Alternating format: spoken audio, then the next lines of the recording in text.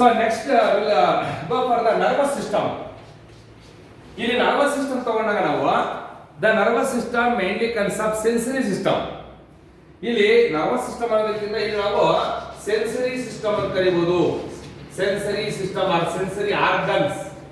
Here the sensory organs mainly consist of tentacles which were present on the anterior portion of the head. Okay, tentacles are present, a pair of tentacles.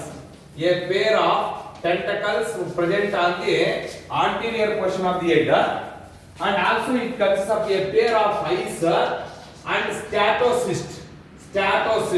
They were the sensory organs which includes under the nervous system. So in phylum Mollusca, the nervous system, that means sensory organs and sensory system, that mainly consists of a pair of tentacles. Observe a pair of tentacles which are present on the anterior portion of the head, and also which also consists of a pair of eyes, and one more is what statocyst, that is what the sensory organs. So then next we will go for the respiratory system is completed, nervous system is also completed. So next we will come to the excretory system. Excretory system. In mollusca, the excretory system is very well developed by having our excretory organs called as a pair of kidneys. ಇದರಲ್ಲಿ excretory organs ಯಾವುದಂದ್ರೆ pair of kidneys. Okay, pair of kidneys ಇರುತ್ತೆ, and even the pair of kidneys were also called as Krebs glands. Even ನಾವು Krebs glands ಅಂತ ಕರೀತೀವಿ. Krebs glands, or they are also called organs of Bogenus. So what are the excretory organs in case of phylum Mollusca? Kidneys, a pair of kidneys. The kidneys were also called as what? Krebs glands, or they are also called as the organs of Bogenus. So that is what the excretory system.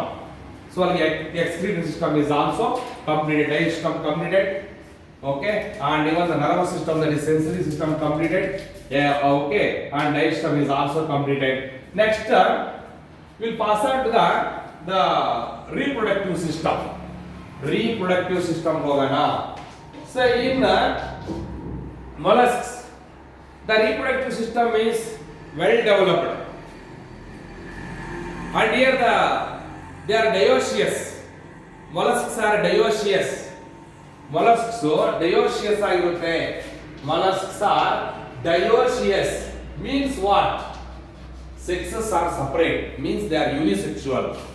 They are dioecious.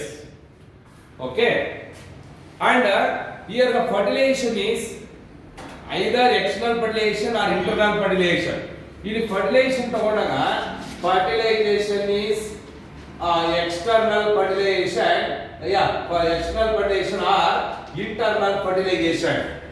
But here growth and development is either direct type of development or indirect type of development. Direct or indirect type of development. Isn't here?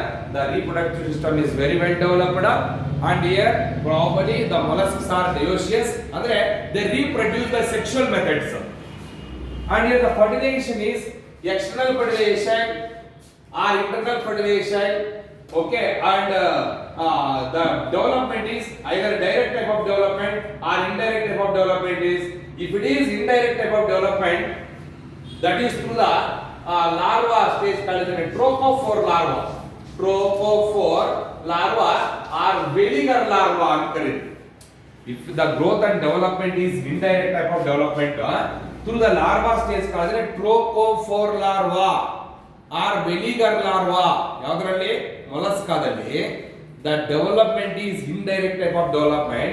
It is through the larva stage, that is called as trophophore larva or veliger larva ಅಂತ ಕರೀತೀವಿ. So that completes the salient features of mollusca. So it's very important for 5-mark question.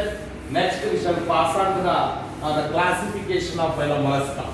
Classification of phylum Mollusca. Classification of mollusca. If we come to the Phylum Mollusca. It is the second largest phylum under the animal kingdom. ಅದೇ ನೀವು insect ತಗೋಸಿರ Arthropoda ತಗೊಂಡಾಗ that is the first largest kingdom, sorry, that is the largest phylum under the animal kingdom. Phylum Mollusca ತಗೊಂಡಾಗ it is the second largest phylum under the animal kingdom. So ಇಲ್ಲಿ if you take this, the classification of this phylum Mollusca, the phylum Mollusca are mainly classified into 6 classes. One is Monoplecophora. First class is, that is class 1, Monoplecophora. And the second one is Polyplecophora. Monoplecophora. And the second one is Polyplecophora. And third one is Scapoda. Third one is the Scapoda. And fourth one is the Gastropoda.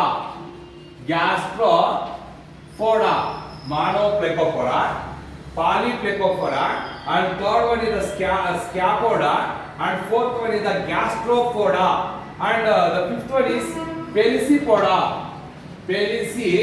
Pelecypoda, and the sixth one is Monoplecophora, Polyplecophora, Scapoda, and another one is the Gastropoda, and Pelecypoda. Okay, so let us see. This is the classification of phylum Mollusca. We are mainly classified into the 6 classes. One is Monoplecophora. So the best example is Monoplecophora is Neoplina. Neoplina is the example for this. Neoplina.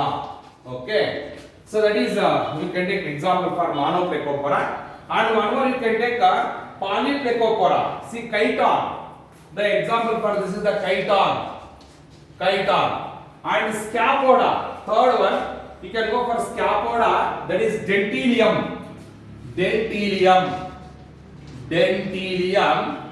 Teeth-like structure. The body of the mollusk were called ನಮ್ಮ ಹಲ್ಲುಗಳ ತರ teeth like structures ಇರತಕ್ಕಂತ structures dentalium. That is example for Scapoda.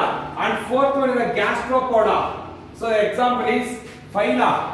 Gastropoda example ಬಂದು Phyla. And Pelecypoda, that is smooth. The body is smooth. Pelecypoda example is Unio. So that is what the classes will come under the phylum Mollusca. You can take and the last one is Cephalopoda. Okay, example for this is Octopus. So that completes the classification of phylum Mollusca.